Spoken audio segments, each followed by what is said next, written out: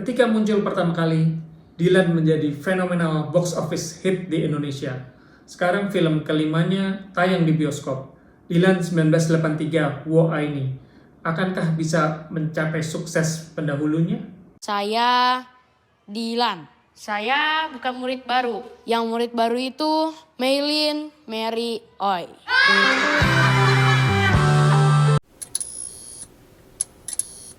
Selamat datang di The Talkies. Kembali lagi bersama saya Bayu. Untuk episode kali ini kita akan membahas film Dylan 1983, Wo Aini. Dylan 1983, Wo Aini ini bercerita tentang kisah Dylan kecil ya.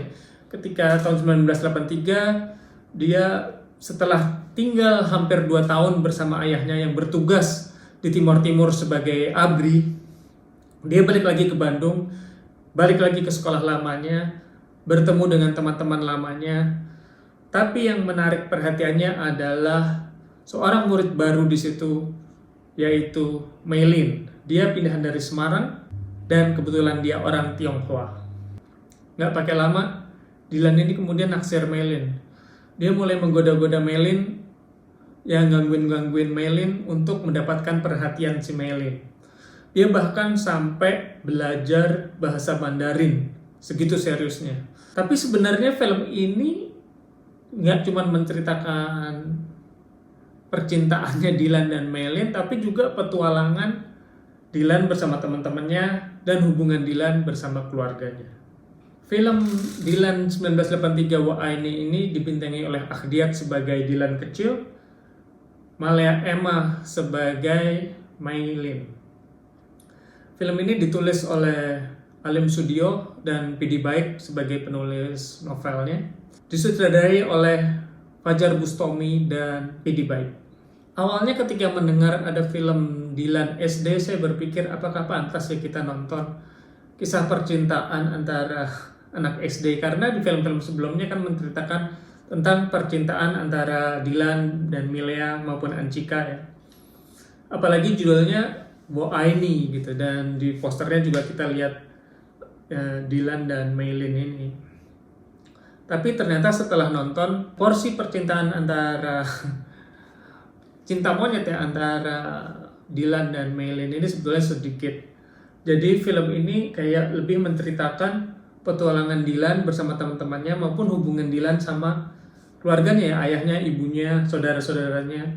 Jadi film ini dibagi menjadi beberapa segmen cerita. Jadi segmen cerita yang terpisah. Jadi misalnya di situ ada ya cerita Dylan ketemu Maylin, ada kisah Dylan ikut pesantren Ramadan, kisah Dylan bersaing dengan school bully dan berantem gitu. Karena film ini kayak terbagi menjadi beberapa segmen cerita menjadi satu, saya berpikir apa mestinya memang lebih pantas untuk tayang di OTT ya, sebagai jadi kayak serial 7 episode. 7 atau 5 episode lah gitu. Jadi kekhawatiran saya melihat anak SD pacaran itu tidak terjadi. Ini lebih ke seperti saya bilang tadi, petualangan Dylan bersama teman-temannya. Jadi porsinya percintaan Dylan dan Maylin ini sedikit. Yang utama adalah petualangan si Dylan bersama teman-temannya ini. Menurut saya Fajar Bustomi berhasil menghadirkan tahun 1983. Jadi kayak setting, wardrobe, gaya bahasa bisa seperti tahun 83. Juga mobil-mobil, motor segala semua sesuai dengan tahunnya. Akdiat sendiri berperan cukup bagus sebagai Dylan. Kita yang udah nonton film Dylan sebelumnya bisa percaya bahwa ini adalah Dylan yang sama. Malaya Emma sebetulnya juga oke dia berperan sebagai Maylin. Apalagi dia pernah main di film Hollywood ya, After Yang. Tapi menurut saya porsinya terlalu sedikit. Jadi memang tidak terlalu di-explore ya kisahnya Dylan sama Maylin ini kan. Walaupun menurut saya menarik kalau kita tidak mengeksploitasi percintaan anak kecil ya. Karena menurut saya Maylin di sini diperlihatkan sebagai anak yang judes gitu. Setiap kali digangguin sama Dylan, dia diem aja atau judes atau bete gitu. Jadi dia nggak warms up to Dylan gitu. Kalau menurut saya harusnya dia dibuat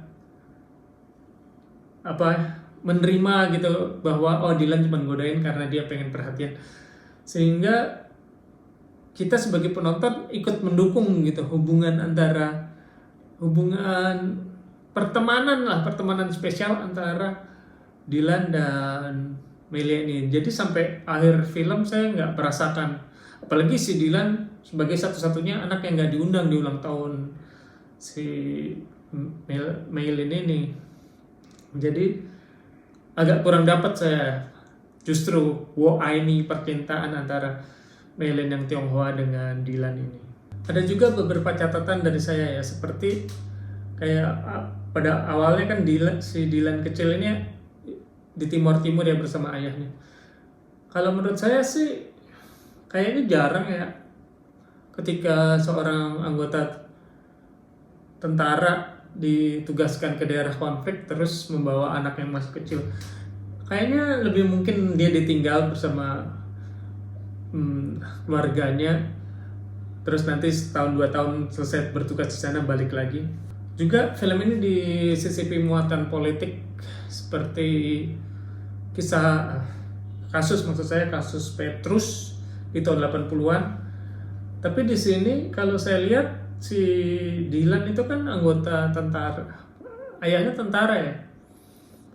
Jadi sementara Petrus itu adalah black ops yang kemungkinan besar dilakukan oleh tentara. Jadi sebagai keluarga tentara, mestinya keluarga Dylan nggak akan mengomentari masalah Petrus ini. Tapi ya itulah, menurut saya agak kurang believable di situ. Juga di sini kan memperlihatkan bahwa Dylan itu adalah jagoan. Dia berantem beberapa kali, dia berantem babak belur. Kalau menurut saya seharusnya kalau menurut pandangan saya ya, seharusnya bisa dibuat lebih satu lagi gimana si Dylan sebagai jagoan ini sebetulnya memang dia jagoan, tapi dia nggak apa-apa diselesaikan dengan berkelahi. Seharusnya ada kesempatan untuk masukin poin-poin itu di situ. Overall ini skor dari saya. Bagaimana pendapat kalian yang sudah nonton? Apakah sependapat dengan saya? Apakah setuju, tidak setuju? Silakan tulis di kolom komentar. Terima kasih sudah mampir. Sampai ketemu di episode berikutnya. Salam.